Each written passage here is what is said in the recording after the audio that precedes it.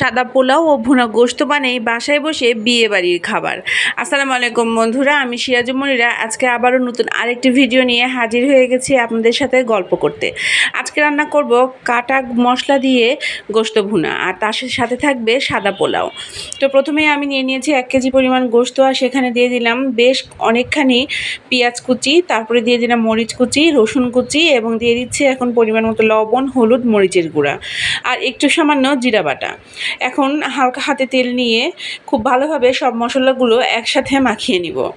এই কাটা মশলার যে গোশতটা রান্না, সেটা আপনি যত ভালোভাবে হাত দিয়ে মাখিয়ে নেবেন, ঠিক স্বাদটা ততটাই ভালো হবে। আর যদি ঘন্টাখানেক মেরিনেট করে রাখতে পারেন তাহলে তো আরোই ভালো হয়। তবে আজকে আমার হাতে সময় একদম কম ছিল, তাই আমি মেরিনেট করে রাখতে পারিনি। খুব ভালোভাবে মাখিয়ে হালকা হাত ধোয়া একটু পানি দিয়ে চড়িয়ে দিয়েছি চুলায়। এই মাংসটা প্রথমেই কষানোর সময় অনেক পানি দেওয়া যাবে না, প্রথমে ভালোভাবে কষিয়ে নিব, তারপরে আমি পানি অ্যাড করব। এখন দিয়ে দিচ্ছি তেজপাতা, দারচিনি, এলাচ, লবঙ্গ এবং কয়েকটা গোলমরিচ। কড়াই আমি চুলায় বসিয়ে দিয়েছি, আর এখন চুলাটা ধরিয়ে দিব এবং হালকা আঁচে আগে কষিয়ে নিব, তারপরে পানি অ্যাড করব। তরকারিতে আদা দিতে ভুলে গিয়েছিলাম, তাই আদাটা একটু ছেঁচে নিচ্ছি, আর এখন অ্যাড করে দিব গোশতের সাথে। আদা ছাড়া গরুর গোশত খেতে একদম ভালো লাগে না, আর গরুর গোশতে কিন্তু আদা এবং রসুনের পরিমাণ প্রায় সমান দিতে হয়। এখন খুব ভালোভাবে কষিয়ে নিব। রান্না করতে করতে অবশ্যই রান্না চুলায় দিয়ে অন্য কোথাও চলে যাবেন না, তাহলে কিন্তু রান্নার তলা লেগে যাওয়ার সম্ভাবনা আছে। আর আমিও কিন্তু দাঁড়িয়ে দাঁড়িয়েই এই রান্নাটা করছি।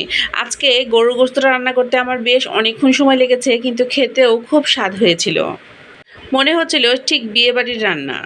প্রায় 2 ঘন্টা পরে আমার রান্নাটা একদম কমপ্লিট হয়ে গিয়েছে, আর দেখেন আমার গোশত রান্নাটা কি সুন্দর হয়েছে। প্রেশার কুকারের গোশত রান্নার চেয়ে হাঁড়ির গোশত রান্নার স্বাদ একদম আলাদা হয়। আর আজকের এই রান্নাটা যদি সত্যি খড়ির চুলায় করতে পারতাম তাহলে মনটা আরও ভালো লাগতো, কেননা স্বাদ আরও দ্বিগুণ বেড়ে যেত। কাটা মশলায় গোশত রান্নাটা খেতে অনেক ভালো লাগে, বিশেষ করে রুটি বা পরোটা দিয়ে খেতে আরও ভালো লাগে। তবে আজকে আমি এই গোশতটা পরিবেশন করেছি সাদা পোলাওয়ের সাথে। তো এই গোশতটা যখন একদিকে রান্না হচ্ছিল, অন্যদিকে আমি একটু সাদা পোলাও রান্না করে নিয়েছি। তো আমি নিয়ে নিয়েছি একটা হাঁড়ি, তাতে দিয়ে দিয়েছি বেশ খানিকটা তেল, এবং এখন দিয়ে দিলাম 1 ফুট খানিক পেঁয়াজ, এবং দিয়ে দিচ্ছি আদা ছাঁচা কাঁচামরিচ এবং বেশ কয়েকটা কিশমিশ। এখন সব কিছু একসাথে ভেজে নিব, এবং তারপরে অন্যদিকে আমি একটু চালও ধুয়ে রেখেছি, চালটাও কিছুক্ষণ পরে অ্যাড করে দিব।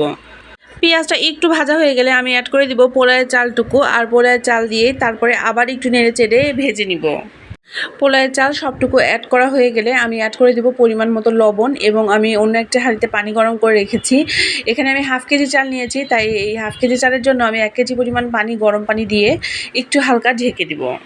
ঢাকনা দিয়ে ঢেকে দিয়ে মৃদু আঁচে রান্না করে নিব। এই পোলাওটা রান্না হতে খুব অল্প সময় লাগে, যেহেতু গরম পানি দেওয়া হয়, তাই পোলাও সেদ্ধ হতে খুব বেশি সময় লাগে না।